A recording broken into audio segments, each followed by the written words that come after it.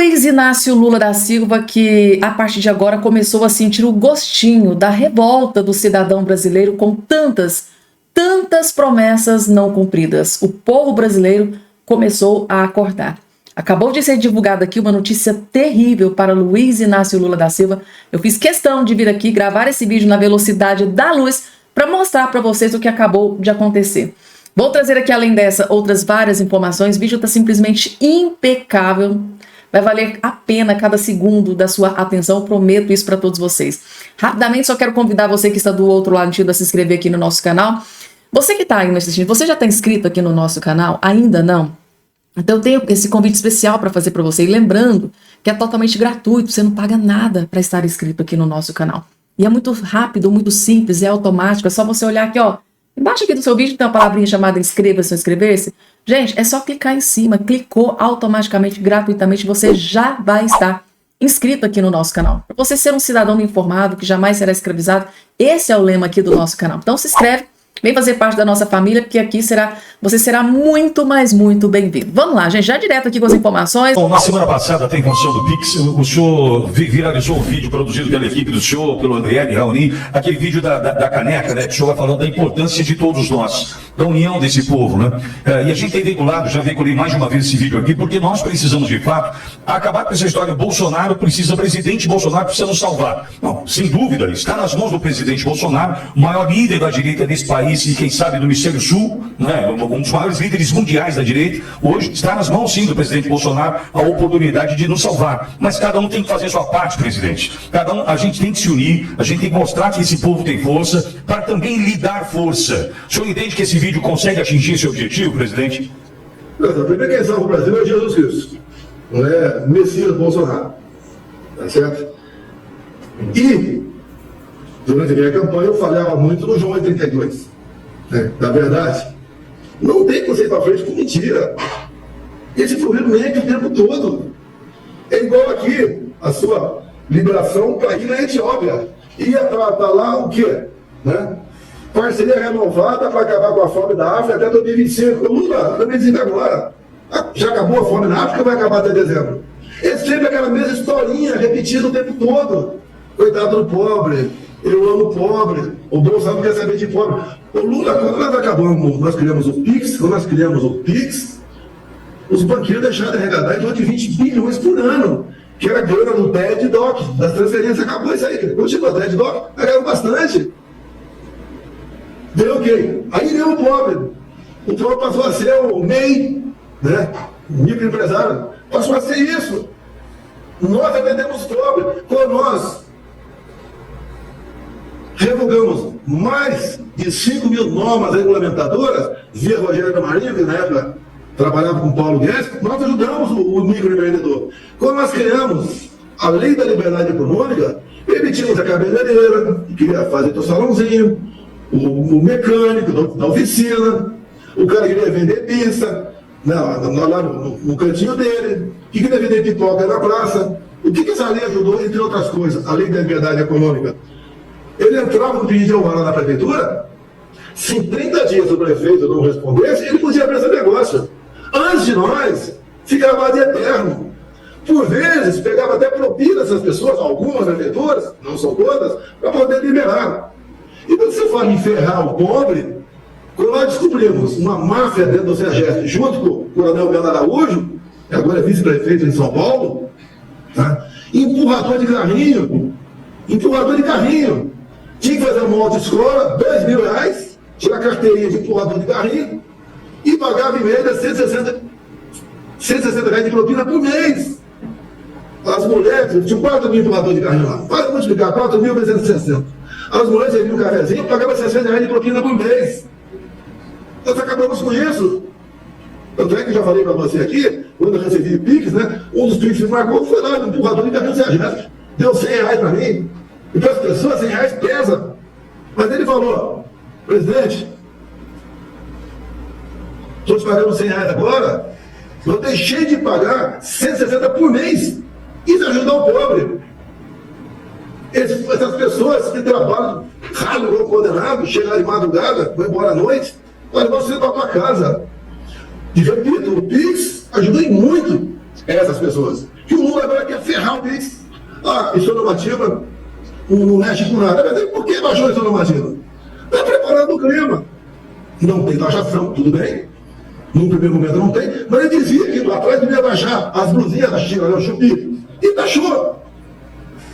Mente o tempo todo. Mexe o sentimento das pessoas. Quando fala em picanha, ele mexe no sentimento das pessoas. Mas se você for fazer a conta, né? Cada boi média 2 quilos de picanha. O nosso rebanho está um pouco acima do número de habitantes. 230 milhões de cabeças de boi no Brasil.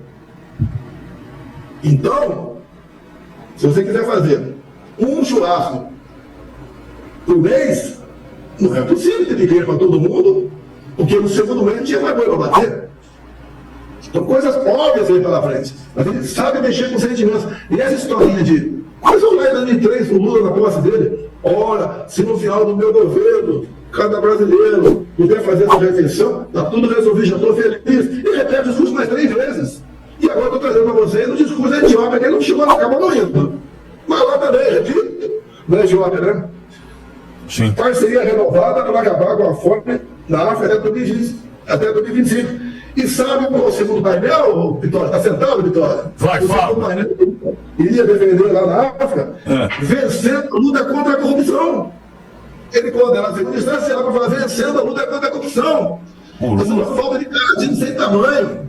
E nós sabemos como funciona a maioria dos países da África subsaariana. Como é que é a questão de corrupção, a gente sabe disso aí. Esse é o PT que está aí. E mesmo mostrando a verdade, tem dificuldade de botar na cabeça de algumas pessoas, né? É a realidade. O que você tem, você deve ao capitalismo, não ao socialismo, Lula. Você tem telefone? Tem, né? Tem telefone. É público ou é privado? É privado. Quando era público, não tinha. Você tem saúde?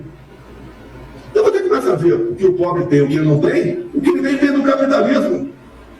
Sim. Se você... Tanto é que o Lula defende tanto, sempre defendeu lá o regime lá de Fidel Castro, né? A gente pergunta os mais pobres aí, quanto é o Bolsa Família em Cuba? É 0.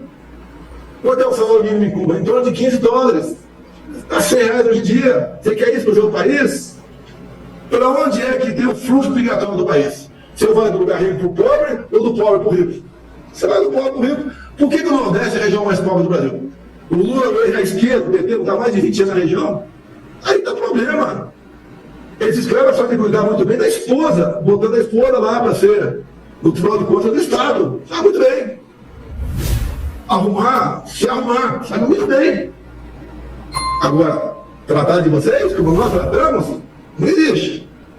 Repito, até o Bolsa Família. E comigo, o cara que recebia o Bolsa Família podia trabalhar. Voltou agora a escravidão. Se trabalhar, perde o Bolsa Família. Prefere ficar dependendo. Fazendo bico, né? E dependendo. Esse de fazendo bico, você tem Pix. Já quando o cara lançou o Pix, ele ia cortar o Bolsa Família ou não? Agora vamos lá, é outra área que ninguém tocou no assunto aí. Você que recebe o Bolsa Família e fazia os bicos por aí e entrava um dinheirinho a mais todo mês para você. Ao fazer o cruzamento Bolsa Família, Pix, o Lula ia cortar o seu Bolsa Família ou não? Responda. Jair Bolsonaro criou o Pix. Quem não for concentrar foi do meu governo. Eu podia falar, não vai ter Pix. Teve Pix. Você passou a poder trabalhar. Eu quero o mercado funcionando. Sempre falei para os meus ministros, fala agora também, não vai ter mais ministro, a falta também. Eu prefiro até viver na informalidade, muita gente sem controle, do que com controle o cara da miséria. Deixa rodar para o cara que está na informalidade, que está ganhando mais 5 mil por mês, acontece? Sim, é lógico que tem informalidade. Ele vai fazer compra no supermercado. Ele vai dar um carrinho, vai pagar pedágio. Ele vai fazer girar a economia. Como quando lá atrás nós tiramos impostos federais dos combustíveis, o cara gastou menos de R$200 por mês de combustível. Ele vai comprar outra coisa no mercado, dar um presente, vai tomar cervejinha com o dinheiro dele, ou o seu refrigerante, e a economia está rodando. Tanto é, quanto mais diminuir impostos, mais a gente arrecadava. A tal da curva de Laffer, né, que eu fui saber o que era. Eu manjo muito economia, mas eu procuro saber como é que acontece essas coisas. Quando você começa a cobrar imposto, chega um ponto, o cara que está sendo cobrado tem duas alternativas: quebrar e ir para o Bolsa Família, ou sonegar. Ele não tem alternativa. Ia sonegar agora, né? Estou recomendando a sonegação. Tem um vídeo meu de 30 anos atrás. O pessoal bota agora, tudo bem. Falei besteira 30 anos atrás. Se redime aí. Okay? Mas, em parte, todo tem razão. Para onde está indo o meu dinheiro? Os impostos são de alguns países do mundo. O serviço é de países de terceiro mundo, mano. E nós demos um exemplo lá atrás, enfrentando a pandemia, reflexo da guerra, e demos um exemplo. E o Brasil arrecadando mais, diminuindo sua carga tributária. Quando o Paulo Guedes falou que vou lançar a reindustrialização no Brasil, que é muito fácil você falar de trabalhador, né, empregado, que é massa. Agora você não fala do patrão porque é a minoria, não tem voto. Mas ser patrão no Brasil também não é fácil. Tanto é que estava trabalhando, não deu tempo ainda, queríamos criar minha primeira empresa. Aquele cara que reclama do patrão poder fazer a sua empresa e dar o tratamento aos seus empregados que ele achava que merecesse. E a economia não perdoa. Rodando a máquina da economia, todo mundo ganha com isso aí. Você pode ver, quando nós criamos o Pix, você não ouviu falar mais em assalto, em roubo, em caixa eletrônico. Acabou o caixa eletrônico. A Casa da Moeda lá no Rio de Janeiro está trabalhando menos, porque o papel moeda dura mais tempo. Em vez de X anos, X mais 30%, por exemplo, 50%. Tudo é a bola de neve morro acima, é o contrário do que o morro abaixo. Como dá exemplo? Não é só convidar o Paulo Guedes. O Paulo Guedes tinha que aceitar. Ele aceitou. Deu as condições dele. Eu quero 4 ministérios fundidos dele. E confiança 100% nele. Eu duvido que a Tereza Cristina fizesse o primeiro trabalho que ela fez no governo do PT agora. Que é monitorada, é vigiada. Comigo ela fez porque ela teve liberdade. A Tereza Cristina virou uma gigante lá, ela teve liberdade comigo. Se fosse do governo do PT, não teria liberdade. E cada ministro foi nessas condições. Eu indiquei. E essa fala aqui do Bolsonaro, gente, vai de encontro a essa fala hoje do Lula, né? Nenhum ministro, tá, vai publicar nenhuma portaria sem o aval da Casa Civil, do ministro-chefe da Casa Civil, do Rui Costa, que é um vice-presidente da República, né? Humilhando, né, o Geraldo Alckmin. Então isso aqui que o Bolsonaro acabou de dizer, a prova foi exatamente o que o Lula disse hoje. Ministro nenhum vai publicar portaria, ou seja, os ministros do Lula não têm absolutamente nenhuma liberdade para trabalhar. Tudo, absolutamente tudo, precisa passar pelo crivo, pela autorização do Rui Costa, ministro-chefe da Casa Civil. E o Bolsonaro continua. Tem um outro nome perdido, como por exemplo Jorge Seif, para a Secretaria da Pesca, que era uma festa, né? A questão da pesca no Brasil. Vou começar com a segunda defesa. Essa cidade aqui que o cara lá nunca tomou um banho de rio, ganhava a segunda defesa. Então, para quem tinha que dar, vamos dar. O estado que mais tinha segunda defesa era o Pará. Ninguém reclamou. O corte que foi em cima de quem nunca viu peixe, nunca viu um lambari na vida, muito menos uma minhoca. Presidente. Isso acontecia muito, né, gente? O Bolsonaro, ele realmente acabou com a farra do boi com o dinheiro do povo brasileiro. Tinham pessoas recebendo benefícios que não preenchiam os requisitos para estar recebendo o benefício. E a gente precisa estar muito atento, porque realmente essas pessoas recebem dinheiro do povo brasileiro. Tira dinheiro da educação, da infraestrutura, da saúde. Então, assim, deixa de ter melhorias em algumas áreas, porque existiam pessoas recebendo benefícios que não tinham direito de estar recebendo. Então, realmente, esse posicionamento do Bolsonaro é muito importante para a evolução do país. Dinheiro que está indo para as pessoas que não preenchem os requisitos é tirado de lugares que precisam, né, de investimento, que é infraestrutura, saúde, educação, remédio nas farmácias populares, né, pagamento de cirurgias, exames para pessoas carentes que estão na fila do SUS. Tudo isso faz muita falta, gente, tá? E aí, vocês concordam, gente, com o Bolsonaro? A coisa que o Lula mais fez durante a campanha foi mentir, mentir e mentir, e depois, durante o governo, mentir mais ainda? Coloca aqui embaixo a opinião de todos vocês. De cara, eu preciso trazer isso aqui para vocês, porque o Lula, ele acabou de afirmar aquilo que eu venho repetindo para vocês há várias semanas. O foco do Lula é a eleição 2026. Tá vendo como eu costumo não errar nas minhas previsões? As últimas decisões do Lula, gente, estava se desembocando nessa preocupação, né, da campanha na presidência da República em 2026. E o próprio Lula, tá, por coincidência, nesse dia de hoje, no dia da posse do Donald Trump, acaba de se mostrar extremamente desesperado com a eleição de 2026. Lula diz em reunião ministerial que eleição de 2026 já começou e faz cobranças por entregas. Tá aqui, ó. Presidente Lula iniciou a primeira reunião ministerial em 2025, nessa segunda-feira, dizendo que as eleições de 2026 já começaram e fazendo uma série de cobranças por entregas e melhora na comunicação, admitindo que o governo não entregou tudo o que foi prometido para o povo e que após a crise do Pix, os ministérios não poderá fazer uma portaria que depois crie confusão. Foi assim, gente, ele deu um esporro nos ministros. Só que eu achei interessante, ele deu um esporro principalmente no Haddad. Ninguém mais pode publicar em uma portaria, né, sem primeiro passar pela Casa Civil, pelo ministro-chefe da Casa Civil. Ou seja, nessa reunião, tá, mais especificamente, o Lula simplesmente destroçou o ministro Haddad. Eu acho que ele tá bem magoado que toda essa confusão do Pix aí que aconteceu. Só que um detalhe que eu acho interessante, nenhuma decisão é tomada dentro do governo sem o aval de Lula da Silva. Então, da forma mais ardilosa e covarde, ele vai lá e jogou a culpa toda em cima dos ministros incompetentes. Tipo assim, ninguém mais vai publicar nenhuma porcaria, portaria, né? Deixa eu corrigir aqui, não é porcaria. Vindo dos ministros é porcaria, mas deixa eu utilizar o termo que ele utilizou. Nenhum ministro vai publicar nenhuma portaria sem o aval, sem o crivo, sem a autorização do ministro-chefe da Casa Civil, que é o Rui Costa, que é o segundo presidente da República no lugar de Lula da Silva, porque a gente parece que esse país não existe vice-presidente Geraldo Alckmin completamente apagado e opaco nesse desgoverno. Tá? Às vezes eu tenho a impressão de que Lula é presidente e o Rui Costa que é o vice-presidente, para vocês terem noção. Então, ou seja, os ministros incompetentes hoje levaram um esporro do Lula. Só que no meu ponto de vista, gente, tá de forma ardilosa e cobarde, porque nada acontece dentro desse governo sem a autorização do Lula. Então, se essa portaria do Pix, da fiscalização da Receita Federal, foi publicada, podem ter certeza absoluta, foi com aval, foi com a autorização do Lula da Silva, mas como covarde que ele tá colocando a culpa toda em cima do ministro incompetente Fernando Haddad, que tá aceitando tudo bem caladinho, né? Eu não sei não, gente, tá? Eu acho que o Haddad não deve durar muito tempo nesse governo, não. Eu preciso trazer essa informação que foi divulgada aqui há poucos instantes. Ex-assessor de Trump compara Moraes a juízes, olha aqui o que ele utilizou, o termo que ele utilizou.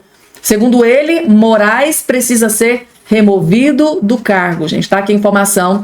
O estrategista político Stephen Bannon, ex-assessor de Donald Trump, comparou o ministro do Supremo Tribunal Federal, Alexandre de Moraes, tá, do STF, a juízes, essa palavras aqui que não é bom nem mencionar, porque é uma palavra muito forte, da década de 1930, e afirmou que a eleição presidencial brasileira de 2026 será a mais importante do mundo. Em entrevista concedida neste domingo 19 a um canal brasileiro no YouTube, Bannon também declarou que o ex-presidente Bolsonaro do PL precisa retornar ao poder e mencionou a existência de uma comunidade internacional disposta a ajudar o Brasil. Bolsonaro, no entanto, está inelegível até 2030 por decisão exatamente do ministro do STF de Moraes, por decisão do Tribunal Superior Eleitoral em 2023. Segundo ele, abre aspas, é escandaloso o juiz do Supremo e as pessoas devem saber e prever. Os brasileiros sabem que este homem é radical. Ele é como um juiz, tá aqui a palavra, dos anos 1930. Ele, eventualmente, precisa ser removido do cargo. Precisamos vencer em 2026. Sua justiça é mais corrupta que a de Lula. Mesmo Lula sendo ruim, seu sistema judicial é mais corrupto que ele. Ou seja, ele está dizendo que o Alexandre de Moraes é pior do que o próprio Lula da Silva, tá? E o juiz do Supremo Tribunal talvez seja um dos mais corruptos e uma das pessoas mais demoníacas do mundo, tá? E por isso que é tão importante que o povo brasileiro vença em 2026 e restaure o presidente Bolsonaro na presidência. A eleição mais importante do mundo é a eleição do Brasil, disse o Bannon, gente, ex-secretário do Donald Trump. O STF foi procurado para comentar as declarações, mas não houve resposta até a publicação dessa matéria. As declarações foram feitas durante um almoço organizado por Bannon, que reuniu integrantes da comitiva de parlamentares brasileiros que estão nos Estados Unidos para acompanhar a cerimônia de posse, tá? Então tá aqui. Duríssimas críticas feitas pelo ex-assessor de Donald Trump. Segundo ele, o Alexandre de Moraes precisa ser removido do cargo, gente, tá? Duríssimas críticas direto dos Estados Unidos, mais precisamente pelo ex-assessor de Donald Trump ali nos Estados Unidos, gente, tá? Próxima informação na tela. Gente, o Donald Trump, agora neste exato momento, daqui a poucos instantes, ele acabou de tomar posse como presidente dos Estados Unidos. Hoje, a partir de agora, deste exato momento, ele é o homem mais poderoso do mundo. Eu disse pra vocês que o homem não tava pra brincadeira, né, gente, tá? Ele acabou de ser empossado como presidente dos Estados Unidos e já tomou aqui uma decisão urgentíssima. Trump declara emergência nacional na fronteira entre Estados Unidos e México. Uma das principais decisões tomadas pelo Trump nesse dia de hoje. Tem uma outra que ele tomou, gente, que eu vou trazer no próximo vídeo, que é um tema mais polêmico, que é uma bomba gigante, principalmente para o Brasil e para o STF aqui no Brasil e para o Lula, nessa questão de censurar as redes sociais. Mas esse é um vídeo, é um tema mais polêmico, é uma bomba gigante que ele acabou de anunciar. Eu vou trazer no próximo vídeo para vocês, que a gente vai precisar de mais tempo para abordar esse assunto. O Donald Trump declarou emergência nacional na fronteira com o México após a cerimônia de posse ocorrida nesta segunda-feira e anunciou série de medidas contra a imigração, entre elas enviar forças armadas adicionais para o local. Entre as medidas estão instruir militares a priorizar a fronteira dos Estados Unidos e integridade territorial, tá? Para ele, em primeiro lugar, está os Estados Unidos, tá? Acabar com a política de captura e soltura, tipo assim, prende e solta. Ele quer acabar com isso, acabar com o asilo e fechar as fronteiras aos imigrantes que entrarem ilegalmente. Gente, o Donald Trump, ele não tem nenhum problema com estrangeiros no país, desde que estejam lá legalmente, tá? Se tá lá de forma ilícita, ilegal, é isso que ele não quer para o país, né? E restabelecer a política de permanecer no México e construir um muro na fronteira. Assinar uma ordem executiva declarando uma emergência energética nacional. As ações encerram as políticas de liberdade condicional da era Biden e retoma a política, né, permanecer no México, além de dar continuidade à construção do muro na fronteira. Então, ele vai dar continuidade à construção do muro na fronteira para que as pessoas estejam nos Estados Unidos de forma legal, não de forma ilegal. É muito grave a pessoa estar ali de forma ilegal. Que essas pessoas que já estejam lá tenham a oportunidade de regularizar a sua situação para que você... Gente, não existe nada pior, né, do que você ser ilegal, seja de qualquer aspecto. Ilegal, gente, essa palavra pesa, ela é muito pesada. Então, assim, os Estados Unidos está apto a receber estrangeiros? Sim, mas de forma legal, segundo o Donald Trump. E assim, gente, outra informação que foi divulgada aqui, ó. Caiado critica Lula por novas portarias que regulamentam o uso da força policial. Conivente com a criminalidade. Segundo Ronaldo Caiado, tá, as decisões tomadas pelo Lula e pelo ministro Lewandowski são decisões que provam que eles são coniventes com a criminalidade, gente, tá?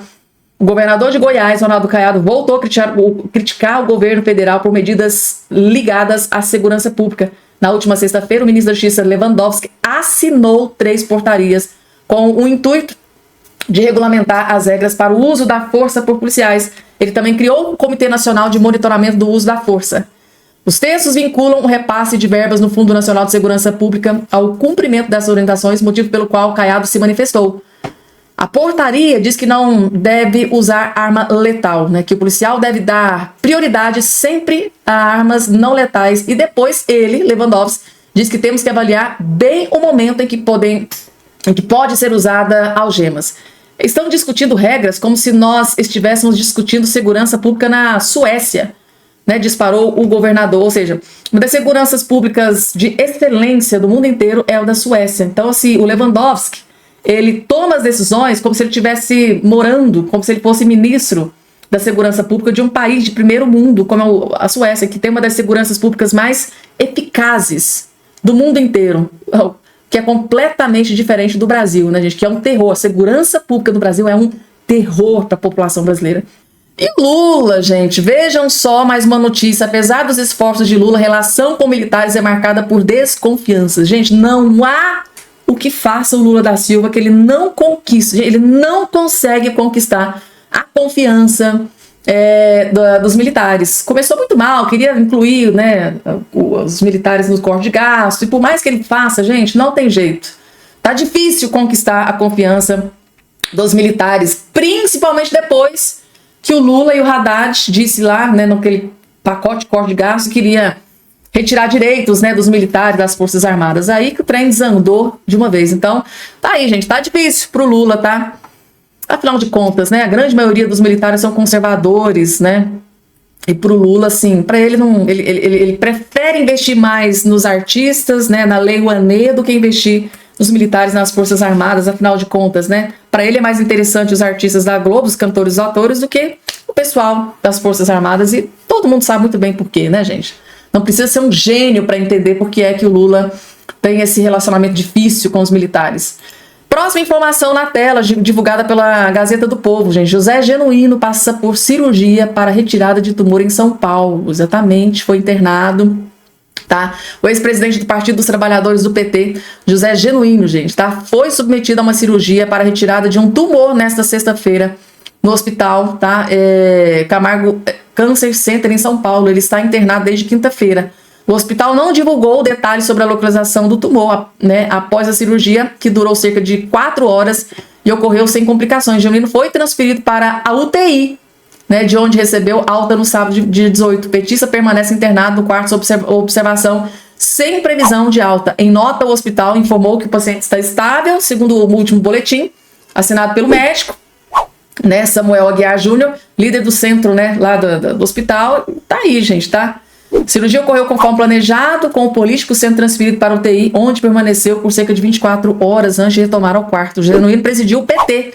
Ele já foi presidente do PT de 2002 e 2005, renunciando ao cargo após ser acusado de envolvimento no escândalo do Mensalão. Em 2012, foi condenado por corrupção e preso no ano seguinte. Contudo, em 2014, ele foi absolvido das acusações. Interessante, né?